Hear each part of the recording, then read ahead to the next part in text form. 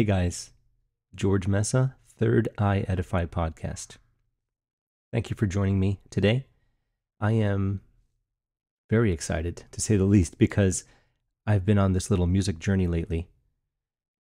I don't even know where it's going to end, but the concepts discussed today might be some of the more important ones regarding how the ideas that have made their way into the most popular music for us, particularly rock and rock instrumentation, have affected us greatly and subconsciously push these, I don't know how else to say it, agendas, these concepts that are becoming extremely popular nowadays, especially. So, and in a bad way, by the way. So let me start here. I want to play for you what is called a progression, a musical progression. Several chords in a certain order that usually come back to some home base or what we'll call a tonic. Tonic being number one. If we play a scale, we have 1, 2, 3, 4, 5, 6, 7, and then we come home to the octave, 8 being the octave, OCT. So what I'm going to do is I'm going to play a few progressions. I'm not going to give a general context. Use your ears. That's what music is. It's not a visual art, technically speaking. Maybe with your third eye you can see, but let the ear that you have naturally, trained musician or not, let it guide you. Some are going to sound very familiar, and some are going to sound kind of familiar, unless you've never listened to even one thing ever musically, which is probably impossible. You'll recognize some of this. What I'm going to discuss about them will come afterwards, but I want to get these sounds in your ear so you can see how chords typically work. Now, I'm playing on a bass guitar, which isn't really good for chords. This is what a chord sounds like. Kind of muddy, kind of low. I put my settings on kind of a treble-y, guitar-y kind of setting. I'm going to play them up here so you can get a gist of what they really sound like. And I wrote out the ones I want to play ahead of time. So here is the most common and actually the most fundamental progression there is, going from 1 to 5, and then back home again. If you find yourself humming or wanting to sing along, that means that the notes are doing what they're supposed to do. Certain notes play certain things and with your mind, and they make you want certain expectations, actually. And that's the idea of dissonance. This doesn't sound dissonant like bad, but it sounds like it wants to go somewhere.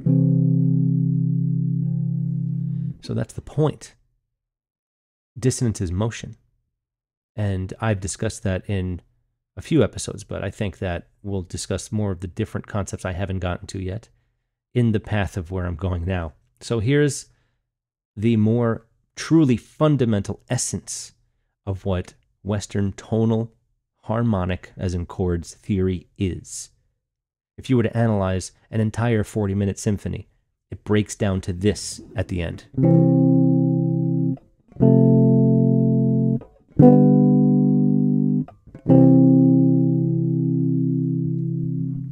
This is what we actually get with our any piece of music, really, especially classical composition, where you're a composer. You have to use these rules for the most part because that's where notes go. That's what notes want to do. The very first one I played actually has 6 out of the 7 notes in an entire scale. This is C major, which is all the white keys on the piano, C, D, E, F, G, A, B. That's 7 notes. We get back to C again for the octave. C to shining C, I always tell all of my students, young or old. And this means that that's why these chords have the relationships they do. You almost use the entire scale in just 2 chords. When I add that third chord that I just did, we actually get all the notes of a scale.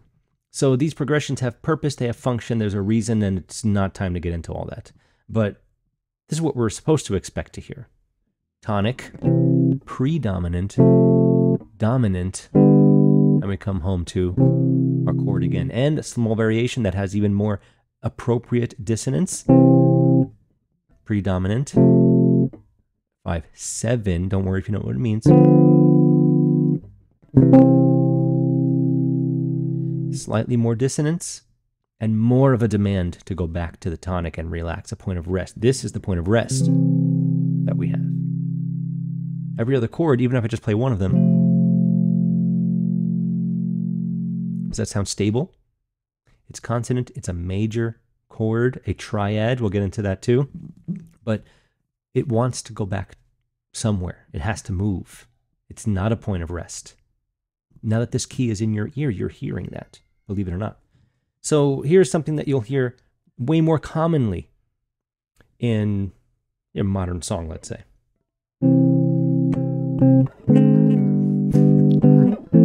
Sorry.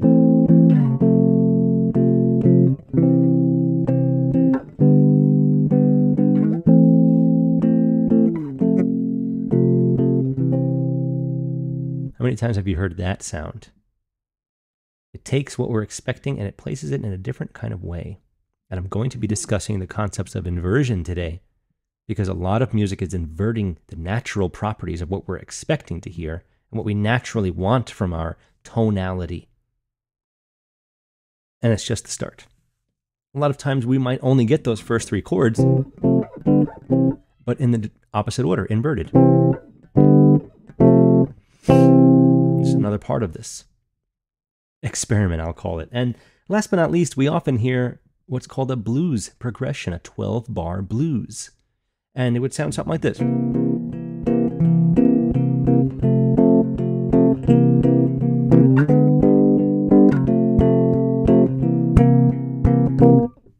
Maybe I didn't play it perfectly, but the idea is there. You get that sound of the blues. And often it's a little more dissonant. We get this dissonance here.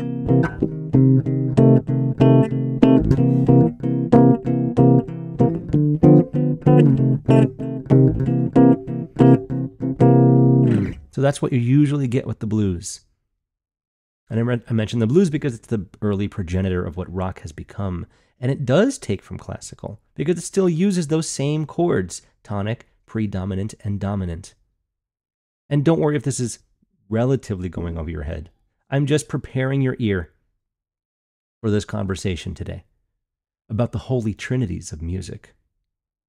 Sort of a play on an episode I had from last year, Unholy Trinities, with a completely different topic.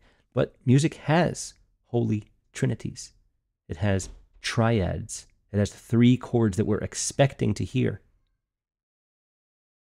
And there's a lot more to it, I think. So join me in this continuation of my music discussion, we'll call it, for today. And thank you so much. I'm looking forward to it.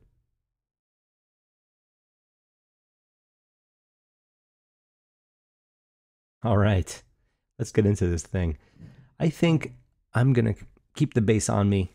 It's not really going to affect what I'm doing, but just in case I have to play something or give you an idea about something, I think it's worth me holding on to this.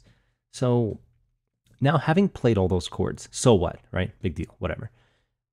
Here's why I think this is one of the things that's been manipulated and inverted for the masses. This concept of going from tonic to dominant and back to tonic is the purest essence of Western theory. This is what you're taught to do with music. This is how keys work. C major, A flat major, whatever. This is how this key works. It uses a tonic, we get to the dominant, and we come back home. And there's probably predominant to give us all three: tonic, predominant, and dominant. Dominant being the very last thing you hear, that gives you the proper dissonance that demands that you go back home to the tonic. This is the concept that goes into all classical training, all music theory training in general. And like in the Matrix, you got to know the rules before you break them. It helps, but you don't always have to. I also think it's strange that we try to learn how to read from day one.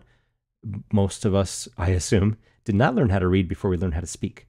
And having been somebody who did teach myself and then finally got to practice reading after being proficient in playing and listening, I think the reading came very, very, very quick and easy.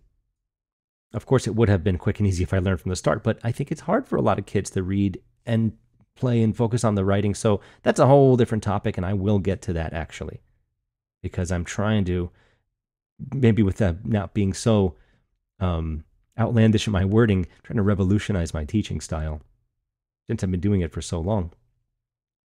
Anyway, tonic, predominant, dominant. So how do you invert something like that?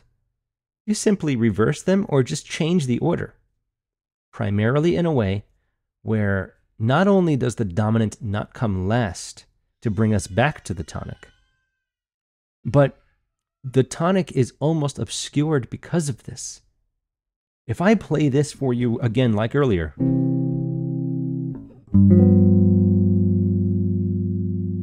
I think you guys can sing the next main note that's coming. I think you can actually know what the tonic is just from hearing me play these two chords.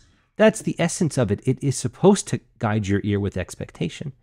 And the best composers over the centuries have actually learned how to play with these expectations. And that's kind of the fun in composing. But composing and writing aside, there are ways around it. It doesn't have to be like this every time.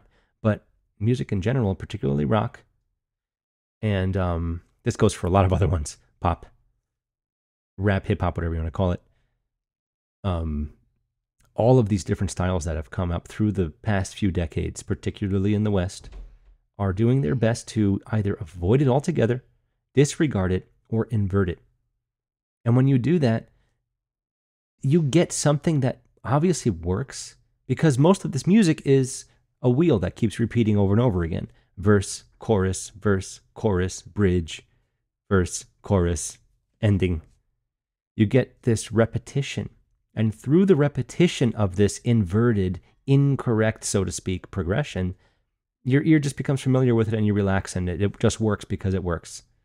Melody doesn't have to follow these rules now. And I really think this is a large inversion on what's been happening. What has happened to music is this inversion of it.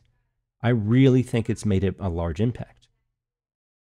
And there's several reasons. So let me just get the idea across of a few things. This is the initial holy trinity of music, the chords, the pillars of music.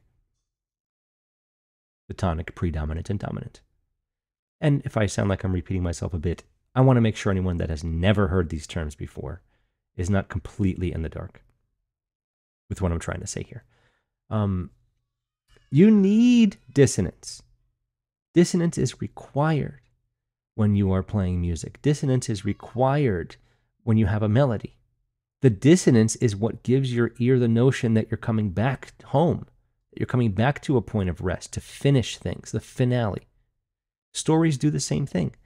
When you write a story, you start somewhere, you get to this climax, there's resolution, conflict, whatever, and then you make your way back. And very often you make your way back to where it all started. We're telling stories with melodies. And I was getting at that last time, that storytelling is one of the biggest ways to control the masses. Now we're not telling stories anymore with the music. We're letting the words tell the stories. And melody doesn't have to have words attached to it. I was talking about how there's subtitles for the same exact language you're listening to nowadays for all these short videos that come out. These little 10-second entertainment blips of nothing that will clearly die off soon enough, hopefully. And this is a big factor, in my opinion. Now the words are telling a story. Often some awful tale about lost love, a previous life that you used to have, that you loved, that you missed, you had to move from somewhere. Just whatever it is. It's always this negative thing that other people can attach themselves to, it seems. And that's negative in itself. It's rarely a positive thing. It's very frustrating. But the words are telling all the story. You don't know what chords go into the songs you're listening to. Why should you? Who cares? You can sing along with the melody, maybe. You can hum it. But more importantly, you know the words. And the melody becomes secondary. Most people are accurate with the words, not accurate with the melody. When they're not, trained musicians or never put the time in to sing in the mirror, sing in the shower, whatever. So my point is, the essence of storytelling with simply a melody alone is, it seems to be changing. It seems to be, I'm not saying it's dying, and melody is king always. But Once you attach words, it changes things. Now we don't need the rules of this tonic predominant dominant as much. We really don't. Because the words offer the resolution. The words do all the storytelling. And only the very best bands and composers attach the words in a way that matches what the melody is implying. But when the words are there, the melodic implications kind of fall flat and they don't matter as much. I'm not saying we don't have to have, I'm not saying that we have to have music without words. But I'm saying that the notion of attaching words to melody it's bringing us to a different place than I think melody can actually give. And it's an ancient thing. It's not anything new, putting words to music, but there is poetry and there's music, and they are separate. Poetry has musical concepts of rhyme and rhythm and meter, just like rap and hip hop. This is not a style you just throw away because you think it's bad. There's plenty of awesome music in that category, and very good musicians, believe it or not, regardless of what I've heard Jerry Garcia say in the past, that there's no musicians rapping. Like, give me a break. Music is music. It doesn't have to have chords. But the idea of poetry and music being separate and equal in a certain way, it's real. And I really think we have to start thinking about these things, because we're not. We're in a haze. We're in a daze. We're in entertainment overload. And that is another factor here. The idea of equal temperament, the idea of playing at a certain frequency of 440, whatever, the idea of entertainment bringing us our music.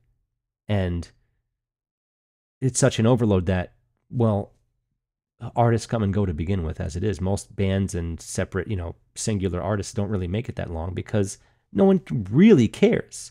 They get a hit song, everyone just loves it, and then it just dies and everyone forgets about it, and it's time for the next one. No one seems to cherish anything anymore. Melodies themselves, passed down through generations, never written down, these are cherished. These are turned into something special every time a new person sings it. Not restricted to the guidelines of a strict rhythm or specific chords. Melody implies chords to begin with. You can imply the 1-4-5 with a melody. This tonic, predominant, dominant. So just some food for thought in general, because I think by inverting this very primary and obviously functional progression in the styles that we're used to, it really does cheapen the concept of even bothering to use it. Particularly that's the one that I hear the most.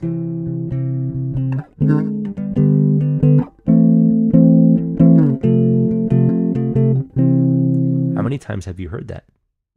It plays on a loop endlessly until the song's over, and then there's words, and the melody is relatively meaningless. I'm telling you that it doesn't often even match what it's supposed to with these chords. So that is definitely something to think about. And it may require more looking into, but take my word for it when I say the rules are broken very often, and not from a place of expertise or some cunning writing trick. The rules just don't even exist. There is this idea of a lack of a fundamental approach to just about anything nowadays, especially with the internet. You can learn plenty, but it's still worth it to get advice from an expert, a human expert, by the way. And that's lacking. There's even ways, as I mentioned in a previous episode, to research pitch without its fundamental and only look at the overtone series. Fundamental-less pitch examination. There is a lot of fundamental-less everything in our society. And that goes a long way here, I think. Because a chord without its fundamental, it's not the same identity. When you don't know which one of those chords is the tonic, not through a lack of expertise, but through a lack of laziness or carelessness when creating music, this is when the problems start. Leave a comment. Tell me what you think about all of these things, whether you're trained or not. Don't be embarrassed to sound like you're not a musician because you're writing on Third Eye Edify's page. Do whatever you want. I will respond to you right away. And we can all learn. We're all learning. Trust me. Just making sure that I didn't miss anything that I wanted to say here. Let's just mention one more thing. When you sing that do, re, mi, fa, sol, la, ti, do, and you hit T at the very end, you can hear dissonance in one note.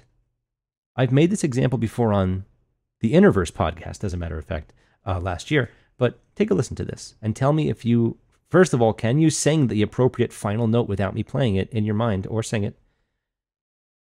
And does it sound like it's uncomfortable and it needs to go there? Does it sound dissonant? One note, right? I'm just gonna play the chords real quick to get the gist of it in our ears. Here's that scale with only T.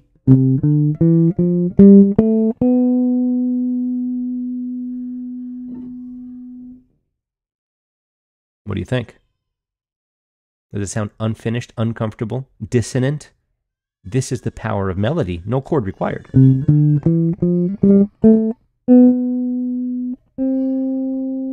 It wants to end. It wants to do something. This is the power of melody. Melody can actually imply entire chords without necessarily being very upfront about playing them note for note. Perhaps this is my actual style as I make my episodes. I like to bring you to that dissonance, to that point where you have to now make a decision and or do more research to find more things out. Not to be lazy or lack anything, but I don't want to say to you, this is how things are. Don't get a brain chip. I've said that before. But other than that, I don't really try to push my own direct thoughts because they change.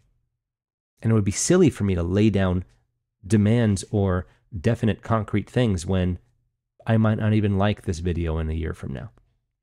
Or a month from now. Who knows?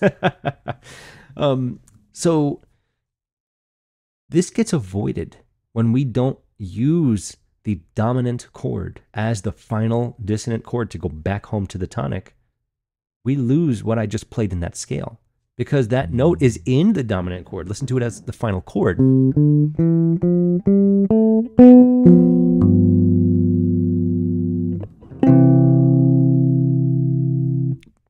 It was part of the chord this time, and it did the same thing. So that's what's in the scale, is the function of the chord. And again, don't worry if you're not trained. I hope it makes more sense to you now, even if you can't name what chord I just played or anything else, or even play it. I think you understand it a little better now. The concept of melody actually implying chord, and the fact that the dominant definitely wants to go back home to the tonic. That's what I want you to walk away with if you have no idea what I'm talking about. So by using this equal temperament, and then we avoid these rules, it kind of sort of works. This is the part that's pretty harsh. It works. And through repetition, it'll sound like it's okay, like it's normal. When people are talking about the 440 versus 432 thing, or not using equal temperament, when people are talking about that, we're talking about differences that are relatively imperceivable. But much like when I use tuning forks, it's not this direct, tuning forks for healing, for sound healing, it's not this direct, immediate thing most of the time.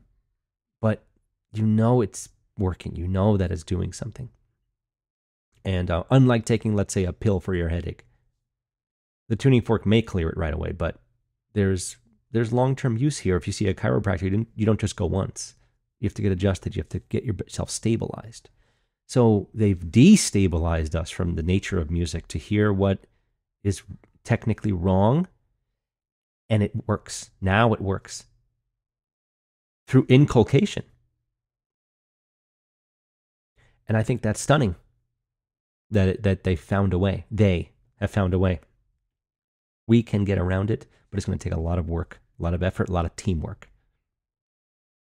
But maybe this is part of the grand scheme. Let us use systems that we grow familiar with them. Now we're comfortable with them in our ears, in our souls even. We're comfortable with these incorrect usages of our own beautiful music that's available to us. And again, I think it works best because it's an equal temperament. Every note is not supposed to be equal. With equal temperament, if you avoid the rules, it's not as jarring, it's not as obvious, and when you grow up with it, you'll never know. You wouldn't even know that there's something going on. People assume music is this untouched thing. That's fine.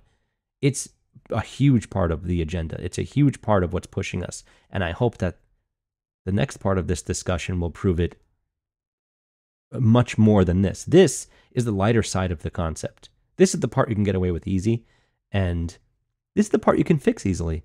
This other Trinity that I'm going to mention, I think will give you even more proof, as a matter of fact. I'm not even talking about minor scales, minor keys, by the way. A minor, C minor. I'm simply discussing major. There's a reason for that. Maybe I'll discuss it. That's a little music theory-ish, and I don't think we have to go that way. So I mentioned the Holy Trinity of tonic, predominant, dominant. Let's move ourselves over to now the other, potentially more obvious trinity or triad that exists, and that is a chord. A chord is a triad. It's 3 notes.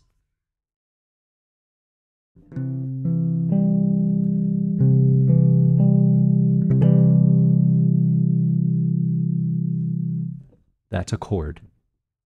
And it takes 3. Believe me. Check this out. Is this that same chord? I think so, right? With only 2 notes. Let me add a different 3rd note. Tell me if it still sounds major.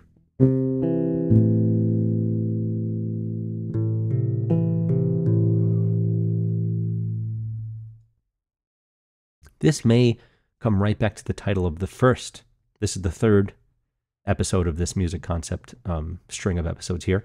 The first episode was called Harmonic Deceit, chordal deceit. This is the deception. It's major. No, it isn't. You can deceive the listener. It's meant, you can do it in a musical way. Compositionally, you can do it with good intention. It doesn't mean you're ruining someone's life because you wrote a song. But melodies can sound different based on what chords are being played underneath them. And as I had mentioned in one of the previous 2 episodes, the concept of major and minor being happy, sad has completely been inverted as well. And minor, sad things used to be used for happy occasions, and major was more of a serious tone. So that's an incredible thing that I hope stuck with you if you had watched the previous ones. And if you hadn't, I suggest that you do. I don't think necessarily that it's required for you to understand any of this, but I'm trying to place everything in a flow. So this concept of a triad in music, there's certain labels, and they are worth knowing. When I play those 3 notes I played before, we get the root, the 3rd, and the 5th. And if you're thinking the next one would be a 7, that's correct. 1, 3, 5, 7, 9, 8, 11, 13. And then we're back home at 15, which is 2 octaves. But we don't need to know any of that stuff. The triad is the pure, actual chord. Everything above that is a whole different thing that you don't need to know if we're not already a trained musician. So what kind of trinities do we know of, non-musically speaking? It's a concept of the Godhead, the Father, the Son, and the Holy Spirit, or the Holy Ghost. I'm sure you've heard this before. We can begin to see a certain pattern if we start to attach these concepts to those trinities that we know. The root, the 3rd, and the 5th, right? Father, Son, Holy Spirit. Or let's say Father, Child, Mother. Or let's say God, Son, Mary. Or maybe land, sea, sky. So what has music done to invert this? On a light side note, particularly when you learn guitar especially, because it's one of the only instruments that you can play chords on more than 1 note at a time. You can finagle 2 notes at once on trombone and clarinet, but you got to be pretty damn good. This is actually meant, up here, I can play 4 notes at once. Guitar, you can play 6 notes at once. Keyboard, you can lay your arms down and play 50 notes at once if you feel like it. And because of this, particularly rock and punk rock and other styles like that, they have actually managed to create a style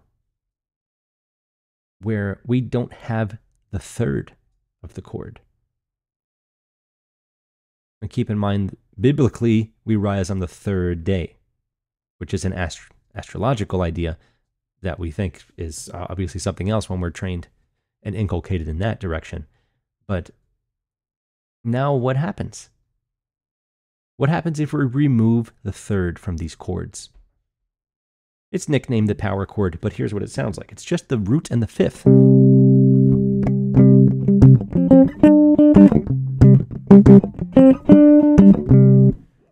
How many times have you heard that? Right? This idea of removing the 3rd may actually play more of a role than we ever thought in our minds and our souls. It's crazy that this even happens, but take a look at this, right? Let's just pretend we look at it the first way I mentioned. Father, child, mother. Right? Let's say now we just have father, mother.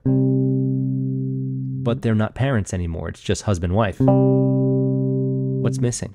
A child. Why?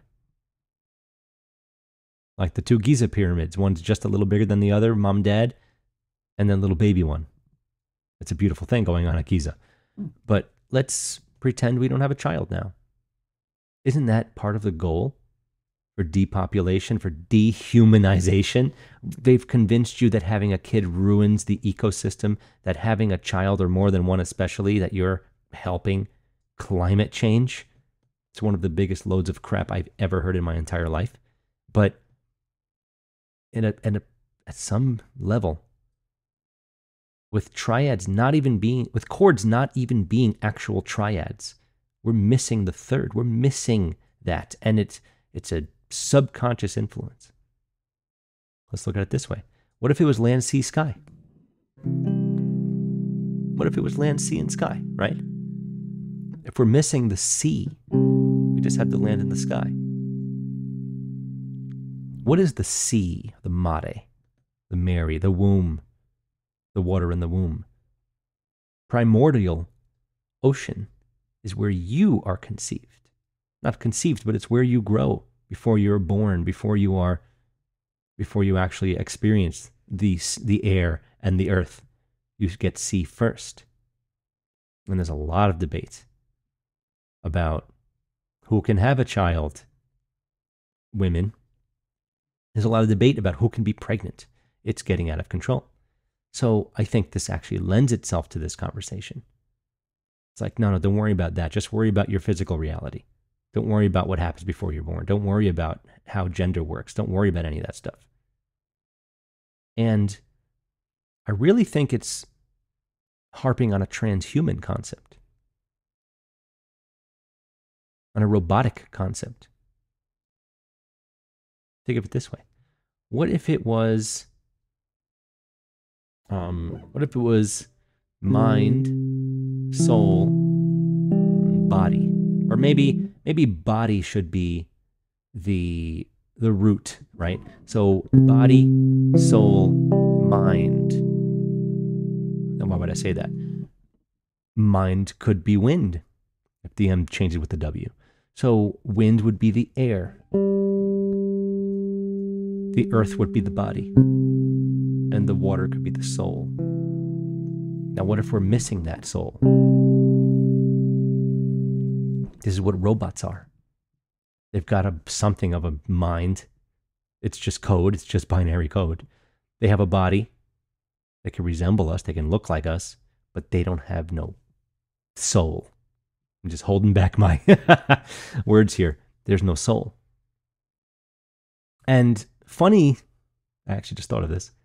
Funny parallel here with the sea missing, the ocean, the soul from robots, from computers, what is one thing that computers simply cannot have?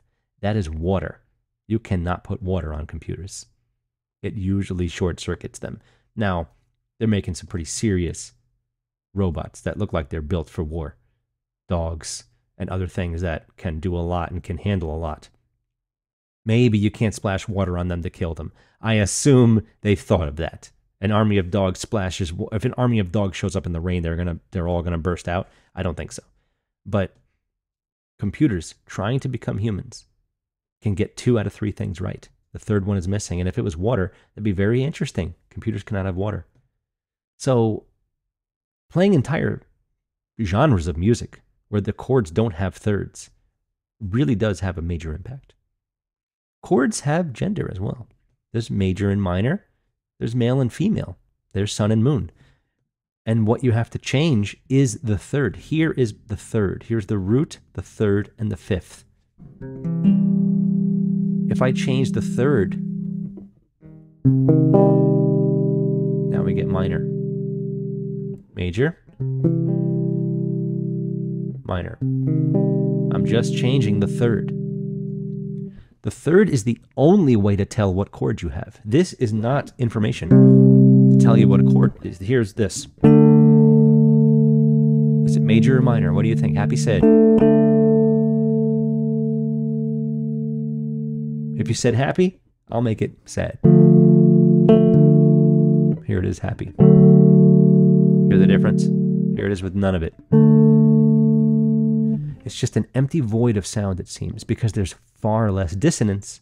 This is the most consonant interval, the fifth, that is not, as far as it not being an octave. Octave is the most consonant. The fifth is almost as consonant. It has a lot to do with the overtone series. It's the first note that isn't the root or the fundamental in that case. So, what I didn't mention is that when we learn chords on guitar, we typically learn chords in inversion, simply meaning that the root of the chord is not the very lowest note we hear. We learn chords on guitar very differently than that very often. And it's just the nature of the beast. It's not a fundamental approach, but you learn an instrument, you learn some stuff, it's cool. So I think that's interesting too.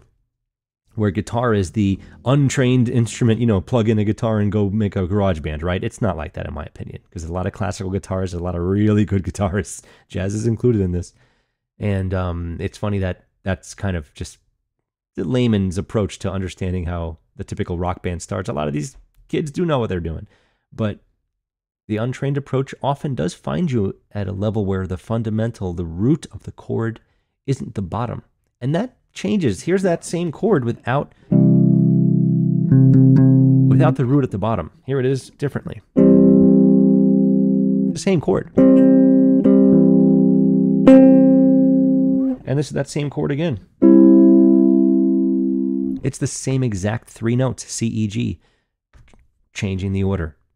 This is what inversion is. It changes the order and primarily takes the root and places it somewhere other than the bottom, other than the lowest note that you hear. The bass of the chord, bass player. And I'm going to leave you with some interesting visual on what the bass clef looks like and what it might look like. But remember what I said. Chords have gender, and there's only 2. Keys have gender. A key of C major. If I played a chord from each one in the key, we'd get major and minors, an equal amount, 3 of each. 3 major, 3 minor. One of them happens to be called diminished. We're not going to get into diminished and augmented triads today. There's no reason really. But if you recall from last episode, they are symmetrical. Unlike these major minor chords, they're not symmetrical. And that's a whole different thing. When the chord is no longer identified by traditional methods, we've inverted something. We've changed the natural perception of things. It doesn't mean it's bad musically, but it could be very bad for us as a species to constantly hear music in its impure state. Art is guided by its own dissonance. When somebody breaks the mold and pioneers something new, art moves forward. Much like music should move forward here. Dissonance needs to move forward. And we need it. But fundamental is usually the starting point. All complex things are a bunch of simple things. And computer programming is no different, by the way. But if only there was a way. It's going to take time. If only there was a way to gain enough traction where we could put this kind of information on enough eyes to at least have people think about it. I'm not even talking about the brain dead type of music that comes out in general, where it's just a simple computer playing a dumb drum beat, which is pointless. It's just a metronome. And then there's some lame nonsense over it where the melody barely spans 2 different notes and the chords are the same 2 chords over and over again and not even tonic dominant. We don't even get that dominant thing that I keep mentioning. But it's unfortunate. And I wrote a big note here that I'm not sure about summarizing. I want to just kind of read it word for word. But stacking fifths is how our equally tempered scales are generated. Stacking these not pure fifths, the Pythagorean style, as a matter of fact. And he was an Ionian, and we'll have place for that in the next episode, in case you know what modes are. But modern rock, especially rock instrumentation, in other words, what instruments go into a band, typical rock instrumentation would be drums, guitar, bass, maybe keyboard, and singer, maybe a few singers. These standards exemplify it almost exclusively. The inversions and the improper use of technique that I'm mentioning. The non-fundamental approach is what happens when you learn guitar. Almost always. Unless you start from scratch. And kids often get bored. They want to play the rock songs right away. You know? And what I played earlier was a very typical sounding punk thing.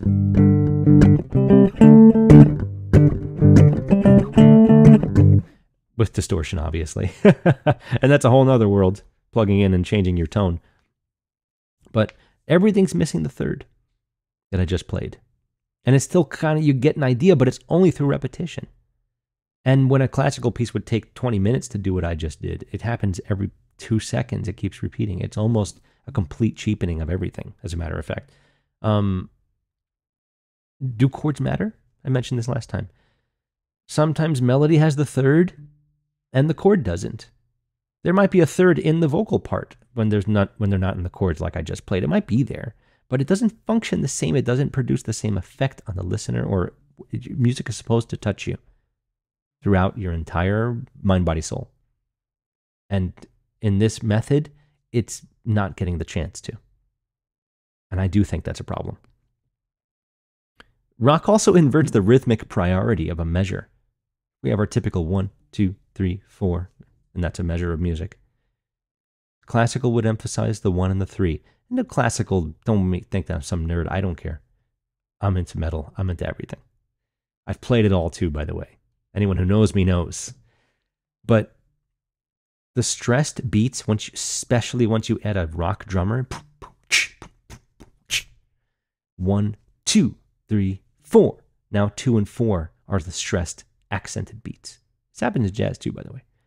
And ancient melodies up to now, the 1 and the 3 are really what's stressed. And it's a complete inversion. And, you know, there's other trinities too to mention, but not as important for me to discuss that level of inversion. But the classical operation, especially what was called sonata form for symphonies, is exposition, development, recapitulation. It's where the word recap comes from, recapitulation. These 3 come in that order specifically, and maybe we come back home and reset it. But that is the nature. There's another trinity involved in writing the sections of a symphony, a movement of a symphony to be specific. And we get the same idea in rock, but we get verse, chorus, and there's a bridge in the middle usually. And I call them throwaway bridges because more often than not, they are pointless and have nothing to do to help the song along. But but they don't get used in a specific 1, 2, 3, start over again order. You get verse, chorus, bridge, verse, chorus, whatever. And maybe you get something more like intro, altered chorus, verse, chorus, bridge, verse, chorus, altered verse, altered chorus, outro. There's more. It's not that simple, obviously, but there is a trinity in these sections of songs, but it doesn't function the same. And therefore, it's, again, cheapened. So, last but not least, let me leave you with something a little more on the esoteric end of things. I want to show some of the more obvious things that you've probably seen before. For example, good old treble clef. Not much to discuss here today, potentially next time, but you will notice there's a straight line down the center of it for the most part, with some swirly twirlies around it. Could look like a rod of Asclepius, could look like DNA as a result. It could look like a column going down the center of something with things swirling around it. A tonal center. A Mount Meru with its some kind of magnetic polarity to Polaris, the pole star, a pole where everything spins around. So there is imagery here that I want to get to, but not today. Here's the other side of that, the bass clef, also known as the F clef. Treble clef is also known as the G clef. F and G do have priority in C major, potentially coincidence, not sure, not worried about it right now. So look at this. Here's the Eye of Ra and the Eye of Horus. Now, quickly, because I'm not going to get into this in full detail today, but I do want to leave you with these interesting thoughts. Look at the bottom right corner, the little twirl at the end of the Eye of Horus. And then take a look at this bass clef again. Really quite similar, without the dots. And dots are often used in certain ancient languages, especially, just picture Hebrew, we get dots as vowels that are left out when you know how to read it. Now, look at the bottom left corner. A little bit more of a dramatic swirly twirl, but this is what the bass clef used to look like. And remember, writing like this, the Western writing, is not that old. Western notation, if you wanted to actually look it up officially. So when we write down music, it's important to be able to transfer information on paper. I get that. But music is not visual. Music is supposed to be seen with the third eye. Music is supposed to be felt and taken in at an emotional level before anything else, in my opinion. Another reason I think words get in the way of that. Now, are there words that match these things? Maybe. We mentioned do, re, mi, fa, sol, la, ti, do. Interesting that mi, when we do that triad, we get do, mi, sol. My soul. Right? We're missing the me when you take away the third. We just get the sun and, let's call it the earth. I'm not sure what to mention. Now, I'm not saying spinning ball earth, of course. Let's look at this. This is chromatic solfege. Every time you see a sharp here, these are the in-betweens. If you'll notice that if you remove the sharps, you'll get do, re, mi, fa, sol, la, ti, do. Now we get do, di, re, mi, fa, fi, sol, si, la, li, ti, do. Very interesting to me. Conversely, a descending chromatic scale gets rid of the I's and turns them into E's and maybe an A, kind of like a male-female thing. But look what happens at the end here. What do we get? We get Ra, like the Eye of Ra, as it descends back to the tonic. This is food for thought, because I have a good feeling this is going to lead to even more discussions and even more ideas. But I thought I would leave that tidbit for you to kind of see things a certain way. And I genuinely hope that I was able to present some of these ideas in a certain way to you because I want to make sure that information is transferred properly, but I also want to make sure that you're intrigued enough to look further into this or to at least think about it as deeply as you possibly can, because we listen and hear music constantly. Did you know that major and minor chords are almost exactly the same except for that one middle note, the third? Did you know that a key has a major and a minor inside of it in many different ways? The gender is always there. The two genders, by the way.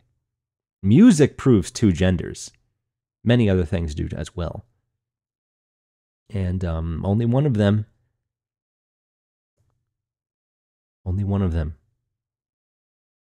is able to give life. But both are required to create it initially. Don't let your life suddenly pass you by without using the third and the chord of your life. Father, child, mother. Make sure that everything you do can in some way relate to the properties that music gives us, because they can be used in your life. If dissonance is there, it's just a way for you to resolve it, to find your place of rest, or to move on to the next thing. And moving on to the next thing will be a very exciting journey for us with these music episodes. I hope you're enjoying them so far. I'm certainly enjoying thinking about these things. And I'm unlearning. As I said in the previous episode, I'm unlearning as I do this, because there's so much that there's so many implications behind the words that I'm saying here. And so much to say, so little time, I guess, is really the best way to approach that. But be a healthy triad. Live as your soul expresses itself. It's very easy to not listen, especially with the world that we live in now. Don't let cognitive dissonance ruin your natural ability to take dissonance and to use it for your benefit. Dissonance doesn't always sound like this.